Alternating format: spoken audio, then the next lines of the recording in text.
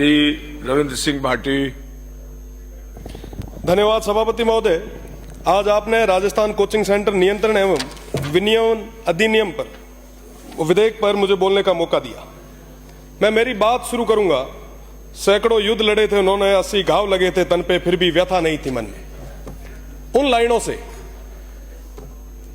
साहब, राजस्थान का इतिहास बहुत गौरवशाली है और बड़ा दुख होता है जब राजस्थान के इतिहास को, उस गौरवशाली इतिहास को देश की सबसे बड़ी पंचायत में चैलेंज किया जाता है और उसको लेके हम सब चुपचाप बैठे सुनते हैं। मुझे लगता है कि उन तमाम लोगों को मुंह तोड़ जवाब देने की जरूरत है। आज का जो बिल है वो बहुत जरूरी बिल है, कोचिंग का बिल है। कई सारे तमाम जो हमारे सदस्य हैं उन्होंने अपनी अपनी बात रखी, कई सारे सुझाव दिए। चर्चा शुरू हुई आत्महत्याओं को लेके कि हमारे जो युवा है, जो विद्यार्थी है, वो आत्महत्या क्यों कर रहे हैं। बिल कुछ और कह रहा है, सिचुएशन कुछ और है। आत्महत्या इसलिए हो रही है क्योंकि आज के समय में उन विद्यार्थियों पे, उन युवाओं पे, उन बच्चों पे जबरदस्ती वो तमाम चीजें थोप दी जा रही है। इसमें गलती किसकी? गलती है अभिभावकों की। साहब, माइतर है वही टाबरा ना संभाल है। आज के समय में जो हमारे बच्चे हैं, जो स्टूडेंट हैं, जो IIT जी की तैयारी कर रहे हैं, उनको इरोडोव, क्रोटोव जैसी थ्योरीज पढ़ाई जाती है।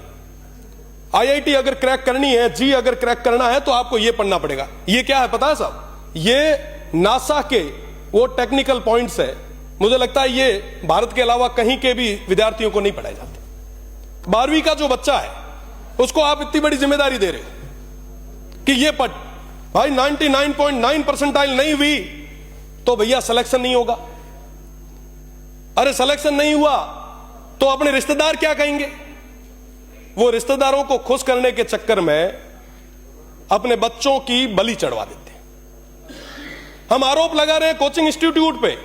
निश्चित रूप से कोचिंग इंस्टीट्यूट में तमाम व्यवस्थाएं सही होनी चाहिए, पूरी फैसिलिटीज मिलनी चाहिए, पर साथ साथ ही साथ मेंटल हेल्थ की भी बात बहुत ज्यादा जरूरी है। आज के समय में जो 12वीं के बच्चे हैं वो हंसना भूल चुके हैं।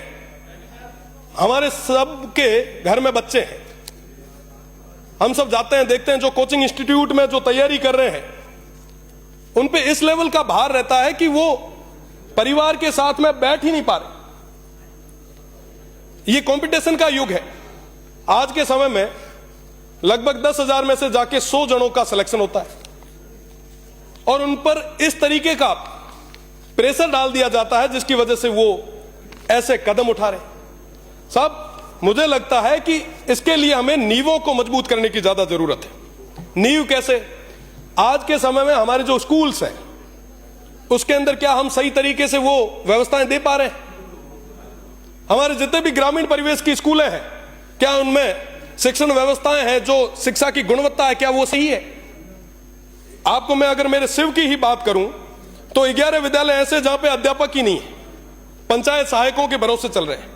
42 विद्यालय ऐसे हैं जहां पर एक एक अध्यापक के भरोसे चल रहे हैं। 200 विद्यालय ऐसे हैं जिनमें सिर्फ 2 ही अध्यापक हैं। और फिर हम बात कर रहे हैं साहब कि बेहतर शिक्षा हमारे विद्यार्थियों को मिले।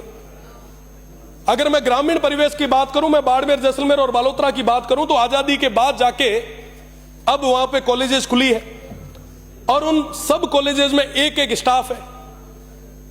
फिर हम सब उम्मीद करते हैं कि साहब हमारे बच्चे जो हैं वो IIT में जाए, UPSC में जाए, बड़े पद पे जाए। फिर उनको कहते हैं कि साहब हम कैसे भी करके आप सेलेक्ट हो।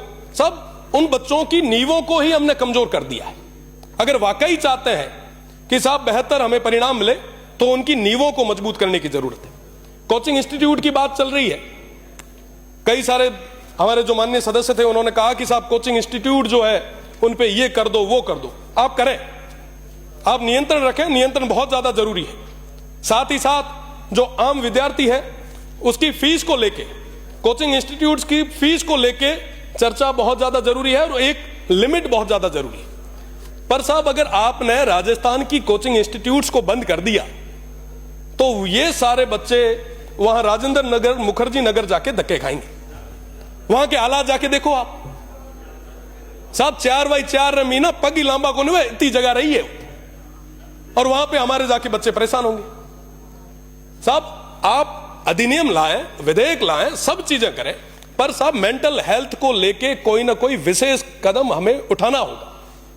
बच्चों को इस तरीके से प्रेशर जो ये कर रहे हैं, ये प्रेशर कहीं ना कहीं कम होने की ज्यादा जरूरत है। और सबसे बड़ी चीज तो मैं हाथ जोड़े थोरो करूंगा तमाम रिश्तेदाराना, जो कहीं ना कहीं बच्चे पे एक तरीके से प्रेशर होता है कि साहब रिश्तेदार क्या कहेंगे, वो क्या कहेगा, तो निश्चित रूप से काउंसलिंग की बहुत ज्यादा जरूरत है।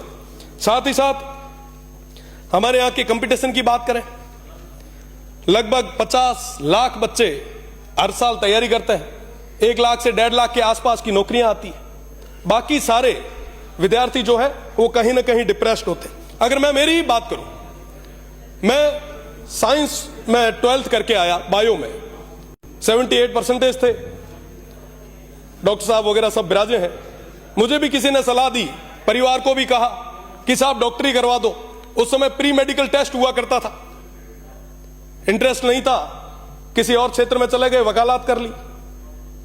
तो निश्चित रूप से कहीं ना कहीं जो आसपास की एक लॉबी है वो उस विद्यार्थी को यह भी नहीं पूछते कि साहब आपको जाना किस और है। तो निश्चित रूप से इसके लिए भी अपने को विचार करना पड़ेगा, और साथ ही साथ अभिभावकों से विशेष निवेदन करना पड़ेगा कि साहब बच्चों को आप वो जिस और जाना चाह रहे हैं उस और भेजो, उस पर दबाव ना डालो। इसके बारे में हमें चर्चा भी करनी पड़ेगी। आसपास हम सब लगभग 200 के 200 जो यहां पे चुन के आए हैं, अपने अपने क्षेत्र में सब अपना प्रभाव रखते हैं। निश्चित रूप से अगर वो क्षेत्र में जाके इस तरीके से कहेंगे तो उसका एक अलग ही इफेक्ट भी आएगा, हमें परिणाम भी मिलेगा।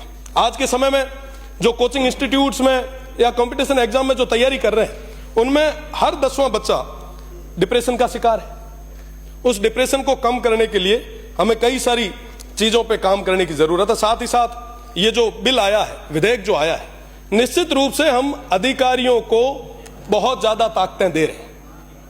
अगर इस तरीके से लाल फीताशाही हावी हो गई, सब आप कह रहे हैं कि कोचिंग इंस्टीट्यूट्स के ऊपर सर्वे भी ये करेंगे, निरीक्षण भी ये करेंगे, उस कमेटी के जो अध्यक्ष होंगे वो भी कलेक्टर होंगे। मेरे से पहले नसीराबाद से आने वाले माननीय सदस्य ने कहा कि साहब कलेक्टर लगभग 30 से 40 कमेटियों के अध्यक्ष होते हैं, वो किस किस चीजों का ध्यान रखेंगे। तो निश्चित रूप से ये बहुत बड़ी चीज है और इन तमाम चीजों के बारे में हमें सोचना होगा। आज के समय में ये जो स्थितियां परिस्थितियां बन रही है, हम सभी के लिए बहुत ही चिंता का विषय है। इस तरीके से अगर हम युवाओं पे दबाव बनाते गए तो आने वाले समय में मुझे लगता है कि हम हमारी क्वालिटी को पूरे तरीके से खत्म कर देंगे।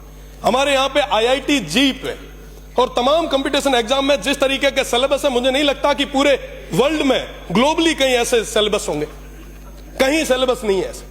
आप बड़ी से बड़ी यूके देख लें, US देख लें, आप जर्मनी देख लें, न्यूजीलैंड देख लें, कहीं पे भी जाए, इस तरीके का जो मानसिक तनाव और इस तरीके के जो कोर्सेज हैं वो कहीं नहीं।